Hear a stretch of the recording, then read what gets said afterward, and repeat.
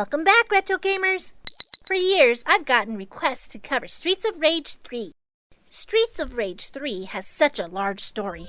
I wasn't sure I could do it justice. The game was heavily censored for Western markets, and the music could be a story unto itself. However, I'm going to do my best to tell the story of Streets of Rage 3. As most of you know, Double Dragon had become a huge hit in arcades and on the NES. Even though Double Dragon wasn't the first beat-em-up, it alerted the industry to the potential of the genre. In arcades, Capcom answered with Final Fight and Sega responded with Golden Axe. Both games became monster hits. This is back in 1989. Jump forward to August of 1991. The Super Nintendo launches in North America with a single-player version of Final Fight as a launch window title. In the same month, a little title called Streets of Rage was released. I don't think anyone expected Streets of Rage to be a better game than the almighty Final Fight.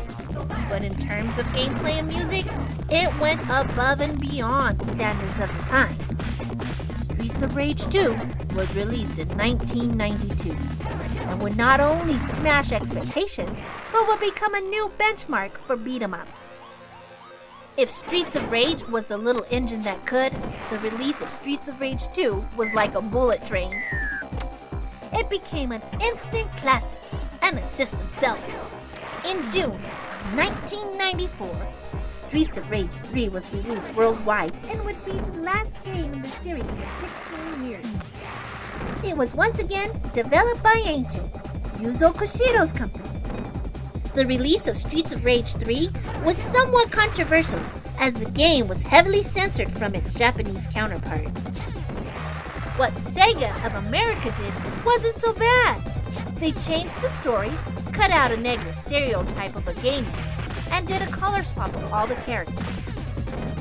Oh, and they cut out a cool Japanese intro that used a pre-colored image of Rambo. Yoga pants didn't exist in the 90s, but all the female characters looked like they were wearing them. None of these things affected gameplay, but gaming media didn't take these changes lightly. During the 90s, renting games became a popular alternative to buying them.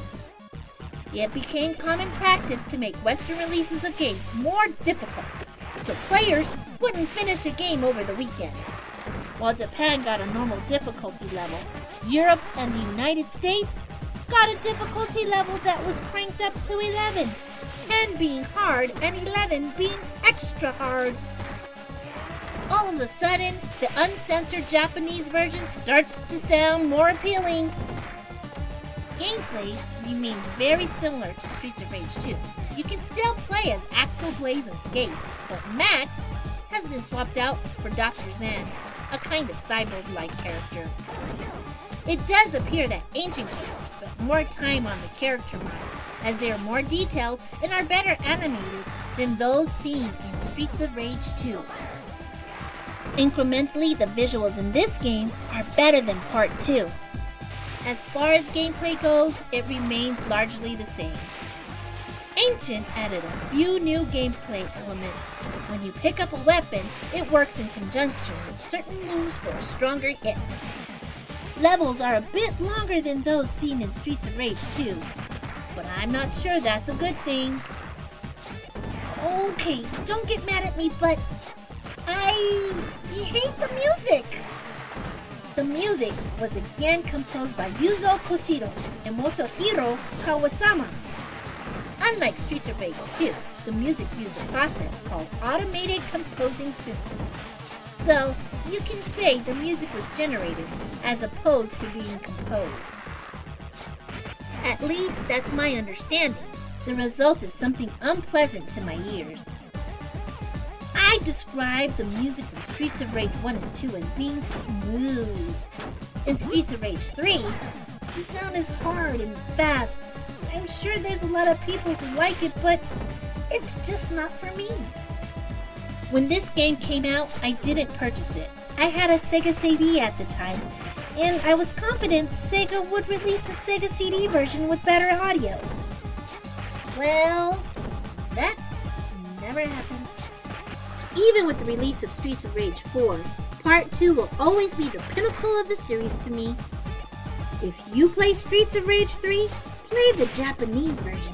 It's better balanced. And that's it for this episode. Which entry in the Streets of Rage series is your favorite? Let me know in the comments. We'll see you next time.